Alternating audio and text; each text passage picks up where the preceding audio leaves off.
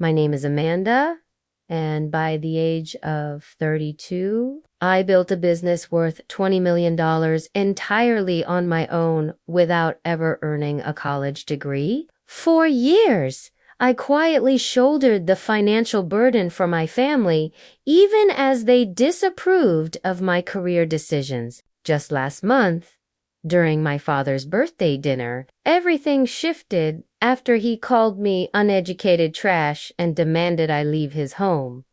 Little did he realize just how far I'd come. The expression on his face 3 weeks later was worth every tear I'd cried. But before I explained how I went from being my family's provider to being labeled trash by my own father, drop a comment telling me where you're watching from. If you've ever felt underestimated by those who should have believed in you most, hit that like button and subscribe.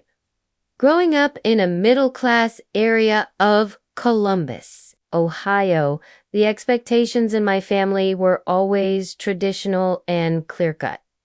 My father, William, spent 3 decades as an accountant at the same firm, absolutely convinced that college was the only respectable route to success. My mother, Patricia, taught elementary school, quietly echoing his beliefs.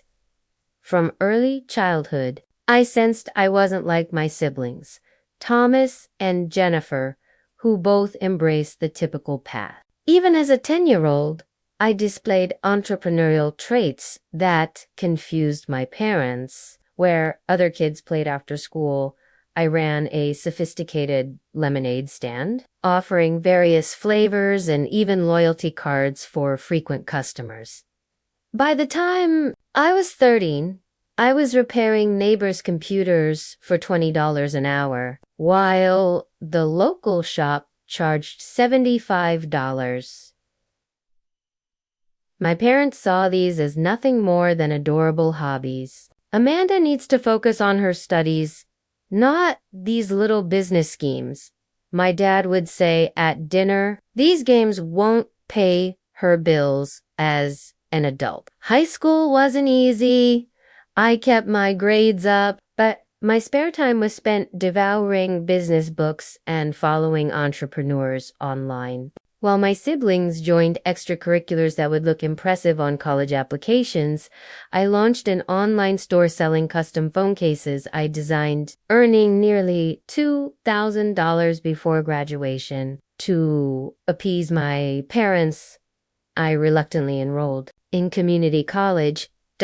It took just 1 semester to confirm what I'd always felt. The rigid structure suffocated me, and business classes were taught by professors who'd never run a company themselves. When I told my parents I wanted to drop out and pursue my business ideas, the argument went on for days. "You'll ruin your life," my father yelled, his face red with anger. "No child of mine is going to drop out and end up stuck in minimum wage work forever." Still, I left college at 19. With just $2,000 saved from my side hustles. Those first months were rough. I rented a tiny studio in a questionable neighborhood, the kind where you never go to the laundry room after dark. Living on ramen and bargain groceries, I worked 18-hour days to build my e-commerce site. My first 3 attempts at business failed completely. I lost money on a dropshipping idea when suppliers shipped defective products. My social media management startup collapsed because I undercharged and burned out trying to help too many clients. My handmade jewelry side project never grew beyond the occasional market sale. Every failure taught lessons I never would have learned in a classroom.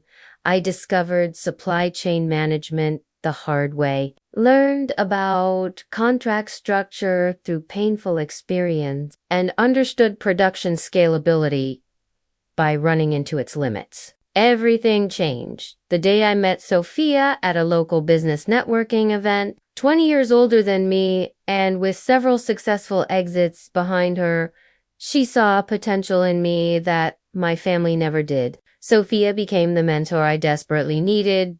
sharing practical advice and never judging my lack of a degree. Education comes in all forms.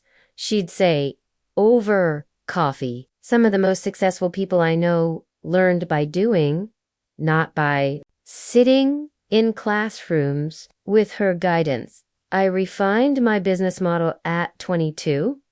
That's when I launched an e-commerce platform connecting small U.S. manufacturers with customers seeking American-made goods. My timing was perfect, catching the wave of renewed interest in supporting small businesses and domestic production. Those early days required enormous sacrifice. I turned half my little apartment into an office, sleeping on a futon that doubled as my couch.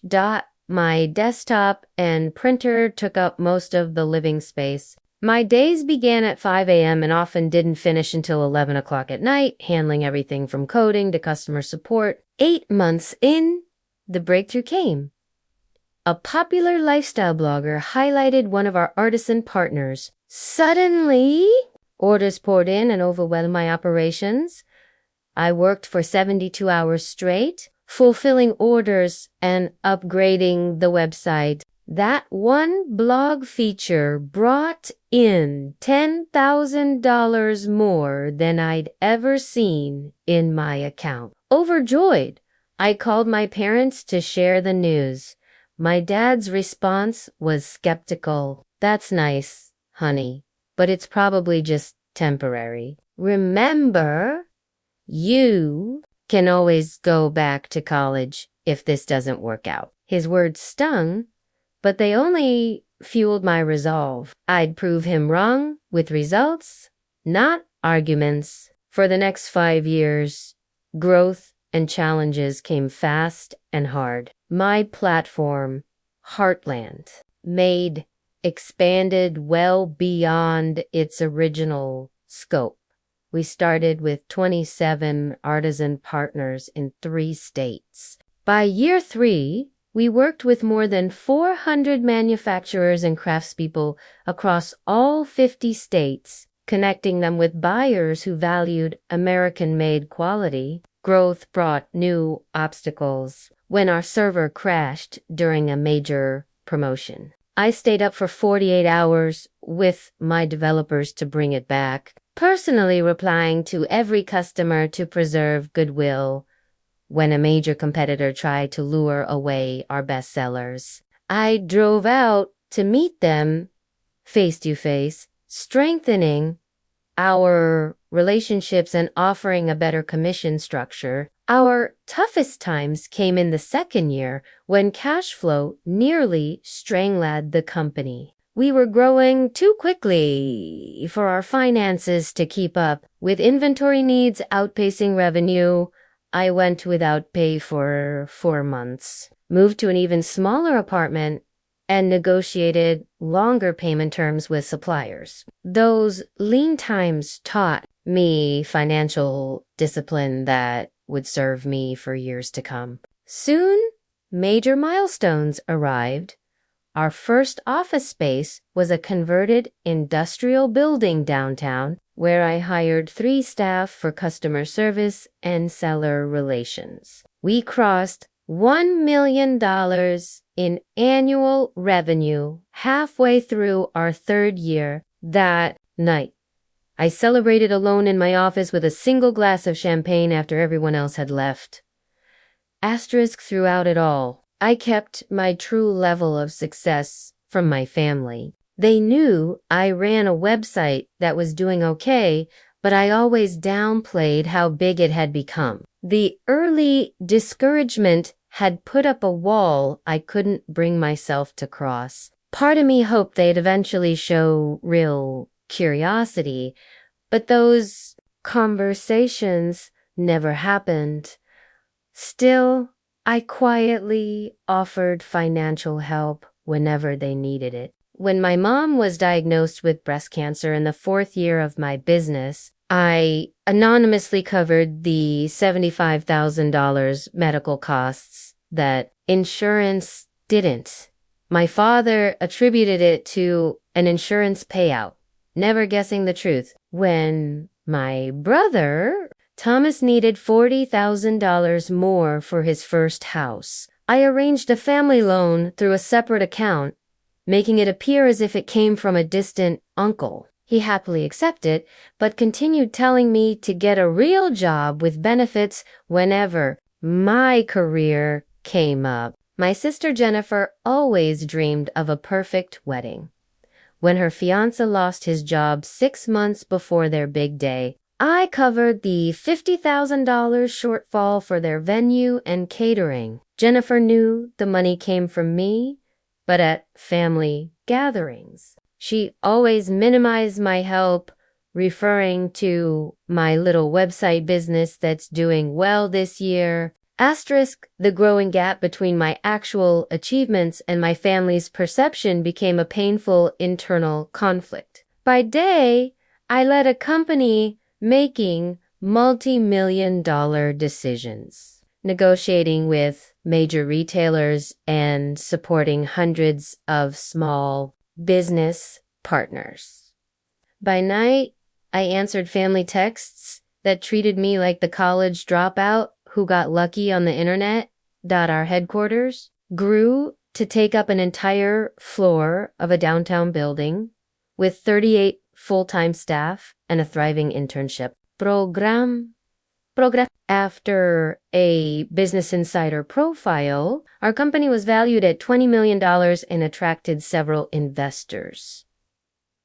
Asterisk, I kept majority ownership, turning down acquisition offers that would have made me wealthy but cost me my vision. As my father's 65th neared, I decided it was time to be honest about my achievements, not to boast, but to finally clear up misconceptions and perhaps earn their respect at last.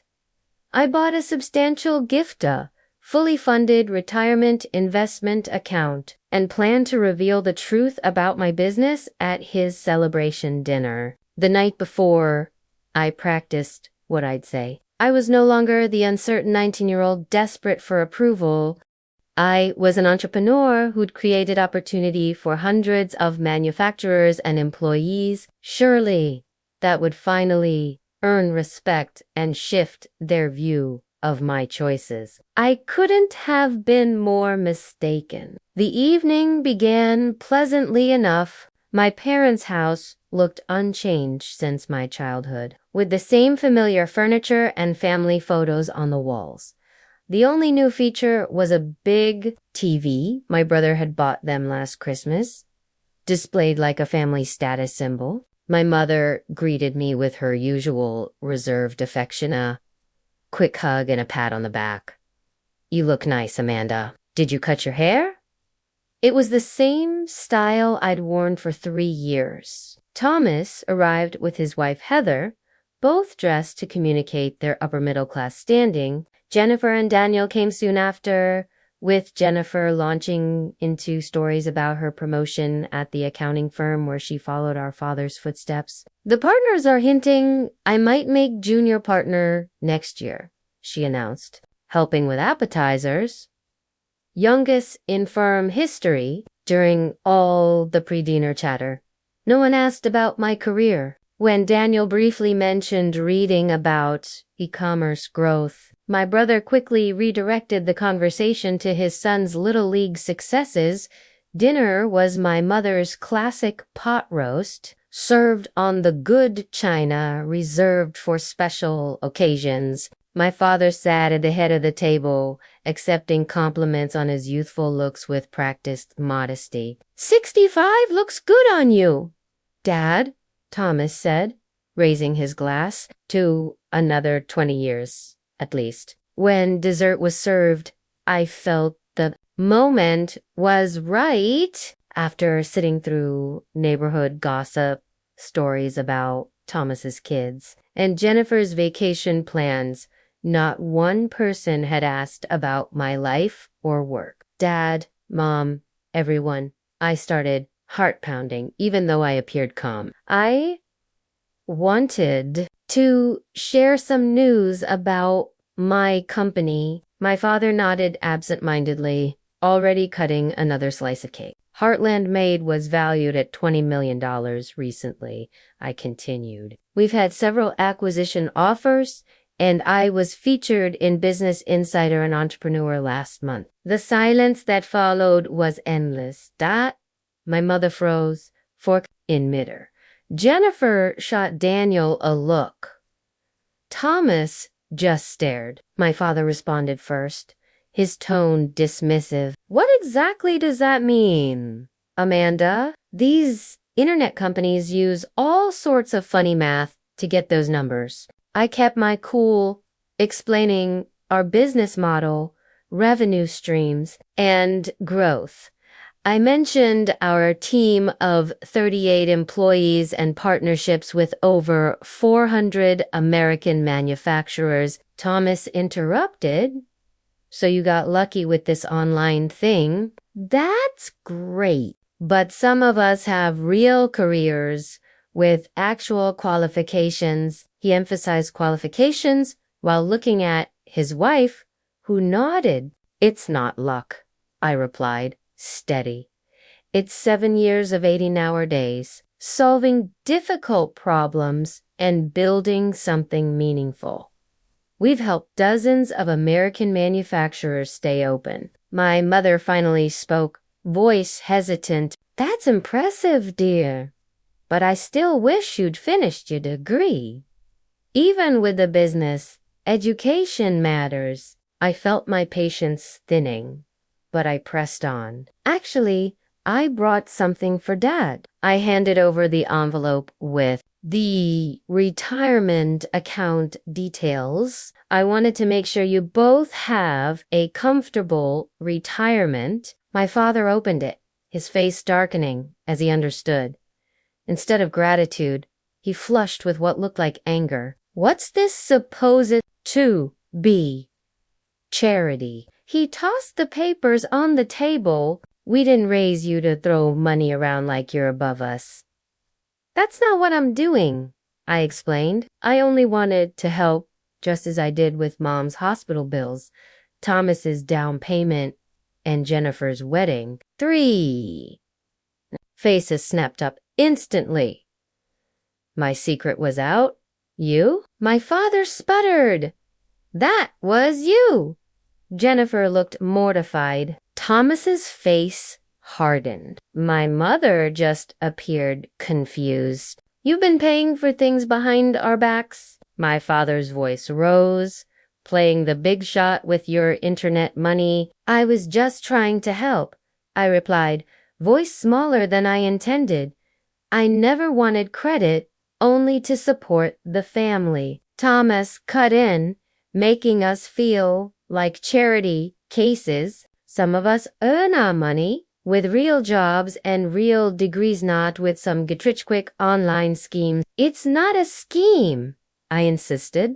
Feeling the conversation spiraling, I built a real business, helping American manufacturers reach customers. We give dozens good jobs with benefits. My father stood up, napkin dropping to the floor. You dropped out against our advice, disappeared into your internet world, and now you come back throwing money around like you know everything. That's not what I'm doing, I protested, struggling to keep calm. You think money makes you successful? He pressed, voice rising. You're still uneducated trash who got lucky. Anyone can get lucky. Silence fell. My mother gasped, but didn't defend me. Thomas smirked into his plate. Jennifer looked torn. William, my mother whispered, too late for impact. No, my father barked. I worked my whole life the right way. I got an education, built a respectable career, raised a family.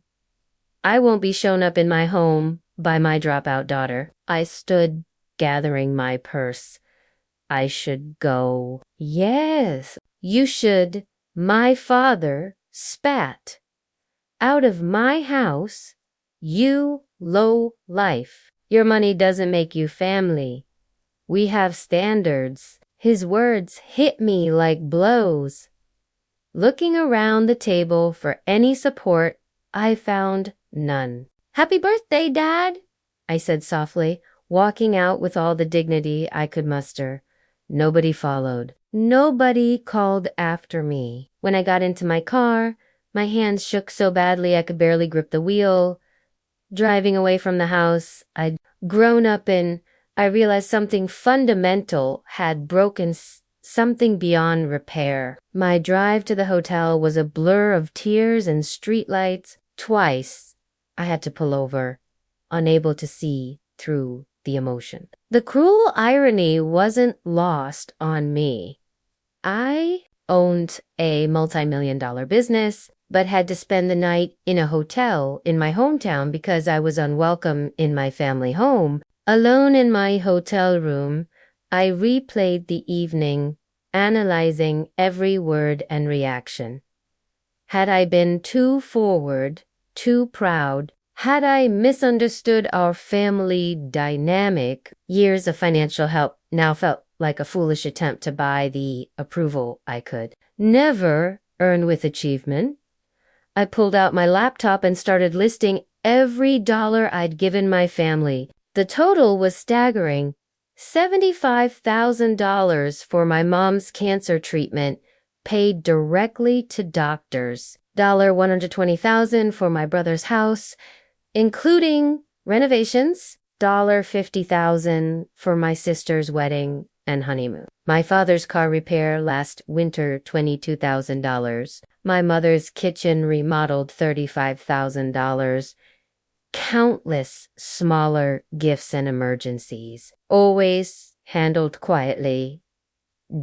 Nearly $300,000 in all. Not counting the retirement account my dad had just rejected. Money I'd never expected back, given out of love for a family that had just called me trash.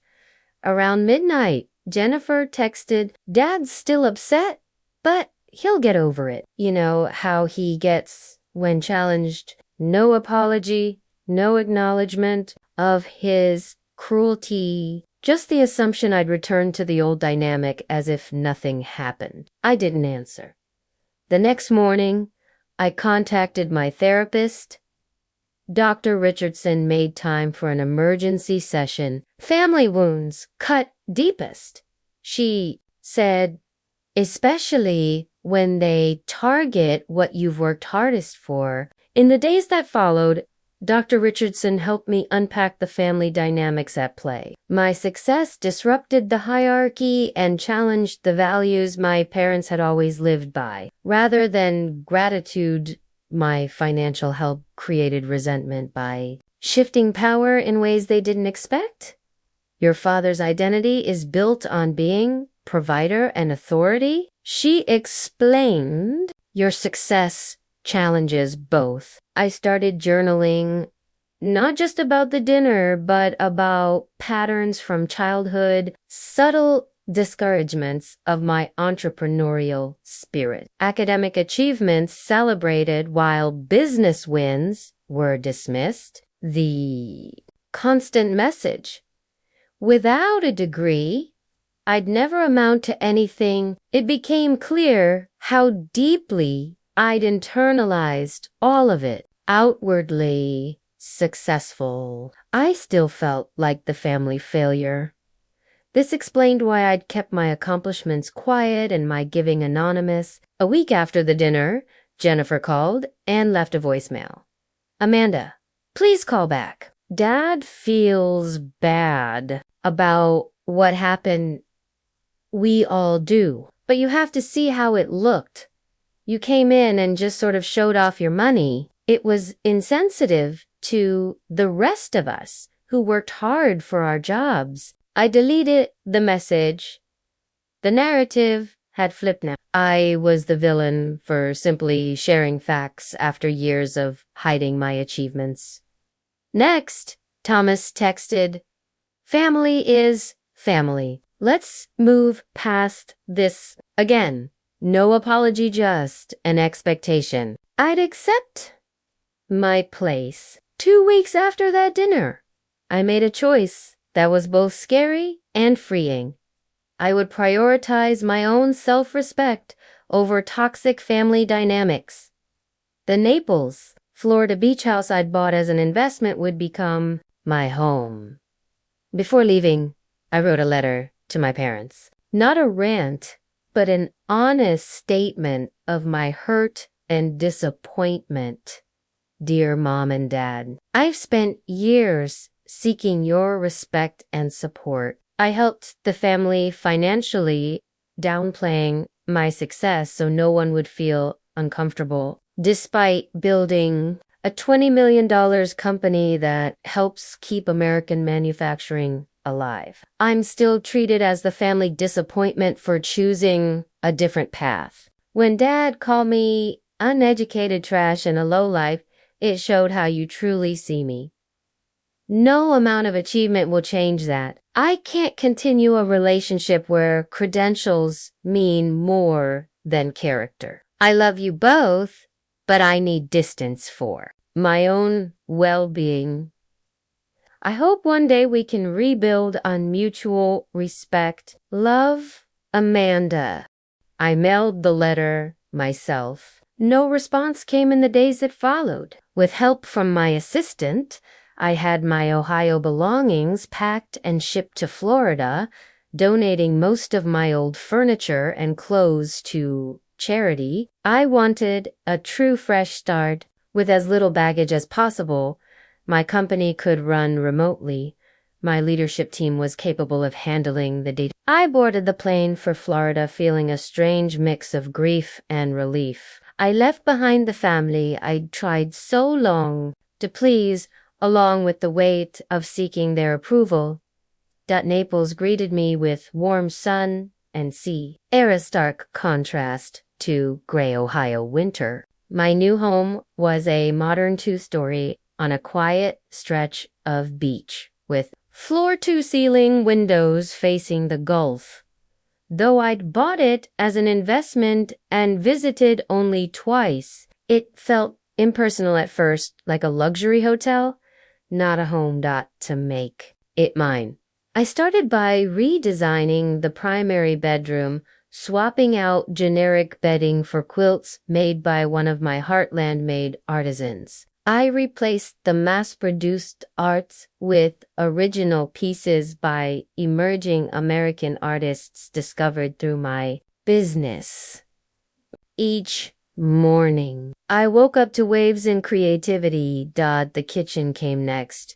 Open shelving for handmade pottery from Vermont and New Mexico partners. Colorful textiles and locally crafted wood boards warmed the space.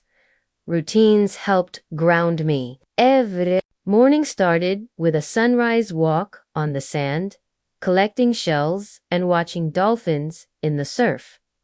I became a regular at a local coffee shop run by a Cuban-American family, greeted by name instead of by order. Running my business remotely was easier than expected. Video meetings replaced office visits, and our systems worked smoothly with no commute or office distractions. I became more productive and decisive.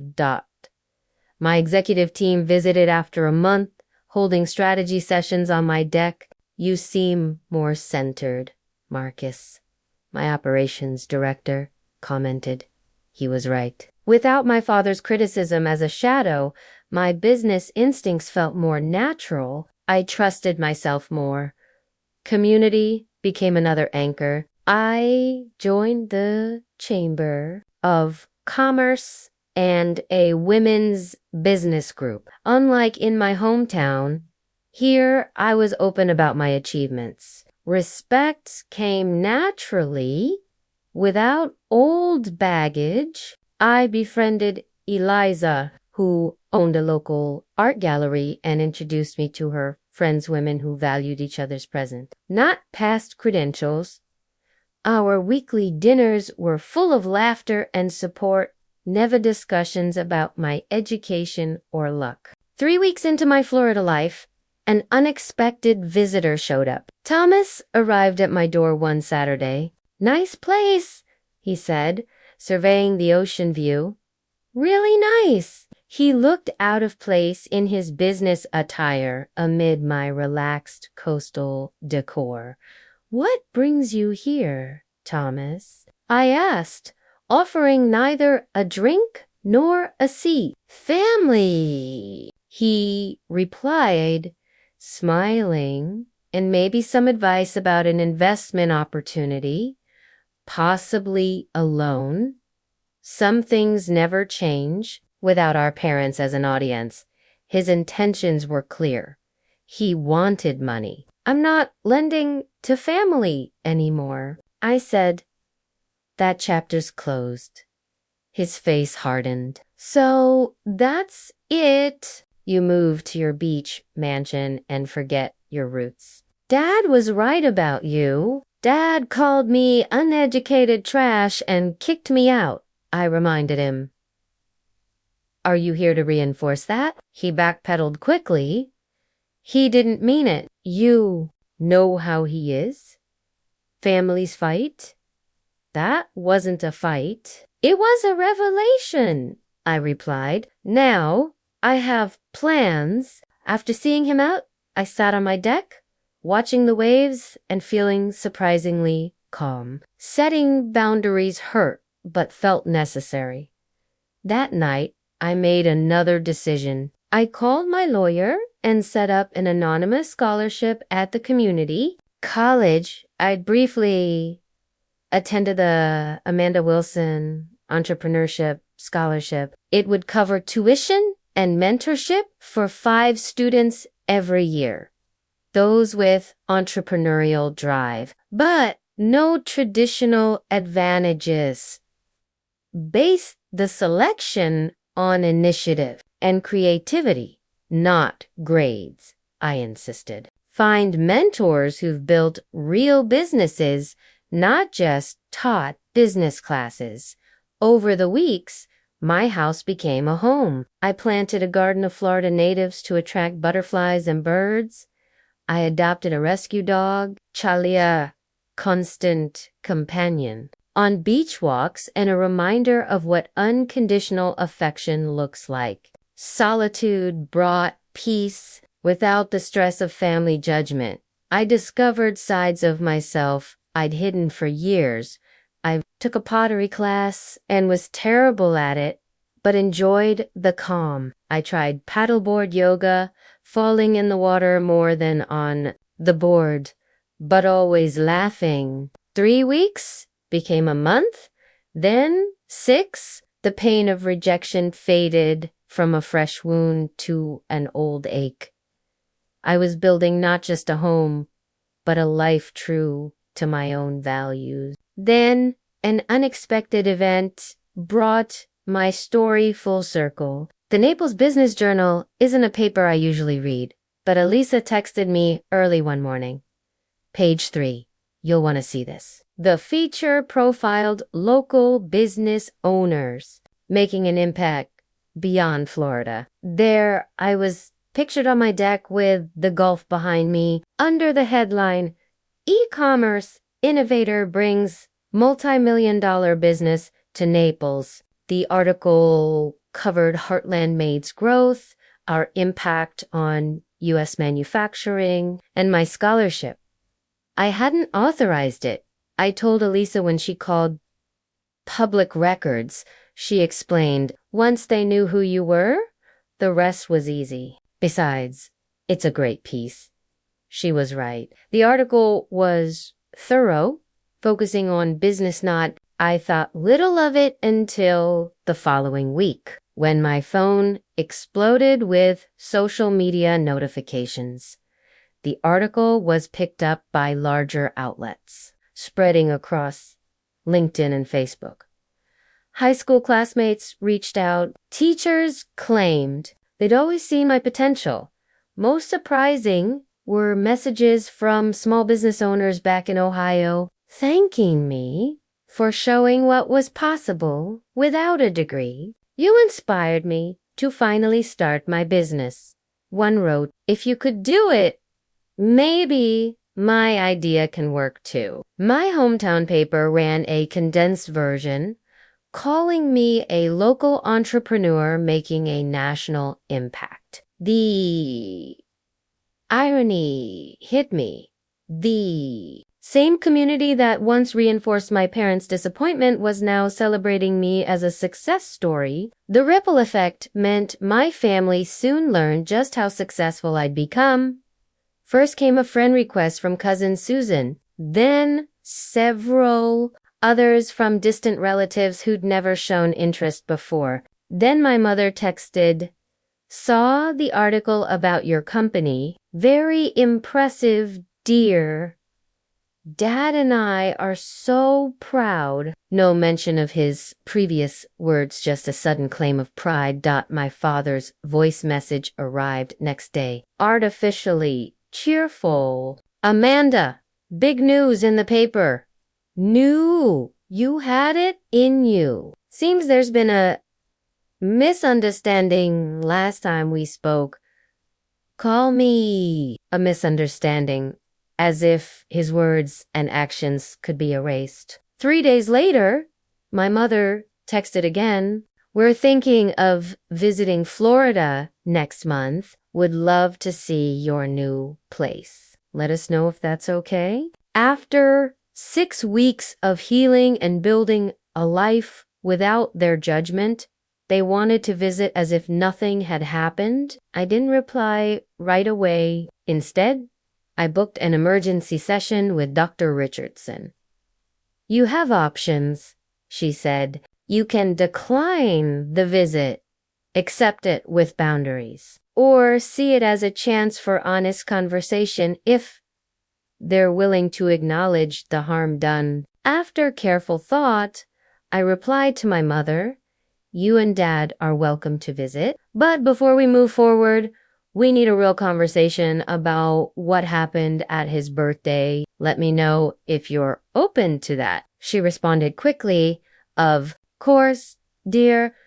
We just want to move past this and be a family." The phrasing troubled me, wanting to move past rather than address the issue, but I confirmed their visit for the following month. As the date approached, I prepared both practically and emotionally. I booked them into a nearby hotel, not my home. I practiced setting boundaries in role play with Dr. Richardson on a sunny Tuesday. My parents arrived. I met them at a beachfront restaurant, a public setting, to help keep emotions in check. They seemed smaller, less intimidating than before. My father's posture was less sure, my mother more nervous, both dressed too formally for the beach. "This is quite a place," my father said, gesturing at the view. "You've done well for yourself, Amanda." The emphasis on "for yourself" didn't go unnoticed, implying my success was separate from family values. "Thank you," I replied, leaving the silence unfilled. My mother made small talk about the flight, the weather, how different Florida was from Ohio. I answered politely but didn't push conversation. Once the food arrived, my father cleared his throat about what happened at my birthday. Things got heated. "You called me uneducated trash and a lowlife," I said calmly. "You told me to leave your house and said my money didn't make me family." His cheeks reddened. "I was surprised about your business," he said. "It caught me off guard. I may have overreacted. Not an apology, just an excuse." "I need to understand," I pressed. "Was your reaction about my success or finding out I'd helped financially?" "Both." My mother jumped in. "It felt like you were showing off, like you were saying you're better than us." "I never said or thought that," I replied. "I hid my success for years to avoid making anyone uncomfortable. I helped because I could, because I wanted to support the family." My father shifted uncomfortably. "The way you handled it was very forward, and learning you were behind the money felt like charity we never asked for. The lunch continued like this. No real apology, justifications, and attempts to downplay the harm. It became clear they were here because my public success made rejection awkward. Not because they'd truly changed their minds. After lunch, I spoke up. I'll be glad to show you my home. But first, I won't pretend the dinner never happened. I won't accept being insulted or having my choices dismissed. If you want a relationship, it must be based on respect. They shared a look before my father nodded. That seems fair. At my beach house, their expressions said it all. My success was now undeniable. The $20 million valuation wasn't just a number, but a tangible space filled with evidence of my achievements. This is really something my father managed. Would you like a tour? I asked, showing them around, pointing out handcrafted items from Heartland Maid Partners. I realized their approval no longer had the hold it once did. I was proud of my home and business, regardless of their reaction. That was the most valuable outcome of their visit, far more than any apology could have been. The conversation on my deck that evening was hard, but necessary. The sun set in a blaze of color as we struggled through it. I need to say something. My father began, more conciliatory than ever before. I'm sorry for what I said at my birthday. It was wrong, no matter how surprised I was. The apology was qualified, focused on his feelings, not the harm. What hurt most, I answered, was realizing how you really see me, even after all I've built. My mother reached toward my hand. We've always been proud, Amanda. We just worried about your future without a degree. My future is here, I said, gesturing around. I built it without a degree, but with 7 years of hard work. That deserves respect. My father squirmed. Business can be risky. Companies disappear overnight. We just wanted security for you. I know that comes from love, I replied, but nobody's path is truly secure. Plenty with degrees struggle, others without them thrive. There are many ways to succeed. Our discussion lasted for hours as the stars came out. No dramatic reconciliation, no tearful hug. Just a fragile, tentative understanding, a new starting line. Moving forward, I said, I'm open to rebuilding, but with boundaries. I won't accept being belittled for my choices or have my success written off as luck. My parents agreed, though my father's smile was tight and his answers qualified. My mother seemed more open, perhaps finally realizing the harm in her quiet support of the old dynamic. After they returned to Ohio, I reflected on the visit and the journey that brought me here. The healing was far from finished, but real progress had been made. I kept limited contact, short weekly calls that grew less strained over time. My relationships with my siblings changed as well.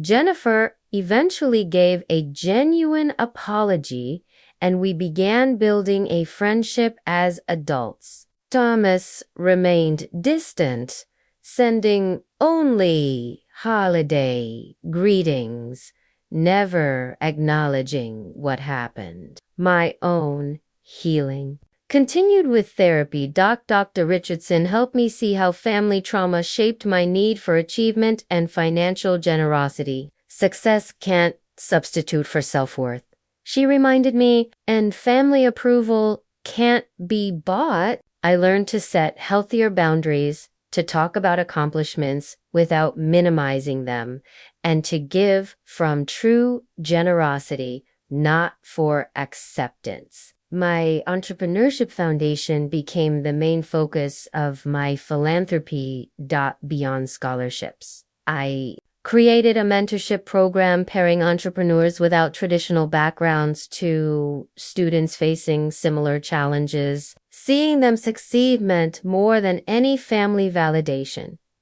My circle of friends in Naples grew, giving me a chosen family, built on respect and genuine connection. Our weekly gatherings became a source of belonging I'd never known before. Relationships chosen and nurtured, not based on obligation.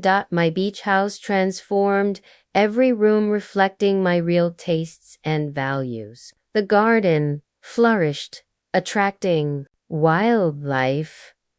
Charlie, my rescue dog, got a companion, Luna, a senior retriever from the shelter that no one else wanted. Running Heartland Maid remotely worked so well that I introduced flexible work from anywhere policies for my staff.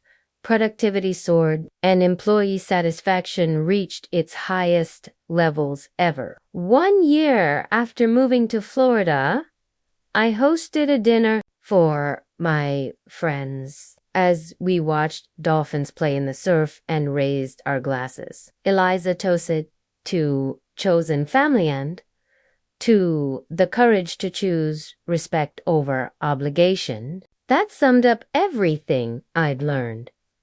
Family ties are valuable, but not if they cost your dignity. Or true success isn't measured by degrees or tradition, but by the lives we impact. Most importantly, I learned that forgiveness doesn't mean forgetting or tolerating mistreatment. It's about releasing resentment while holding strong boundaries.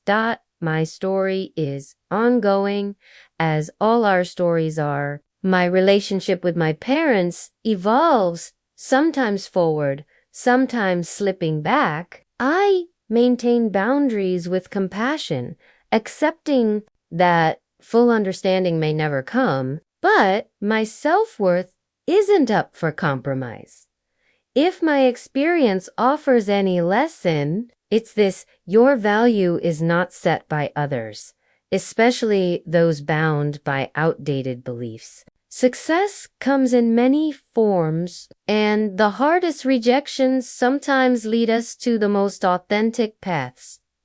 Have you ever had to choose between family expectations and your own dreams? Did you face criticism for taking a different route? Share your story in the comments. If this resonated, like and subscribe, and share with anyone facing similar family struggles.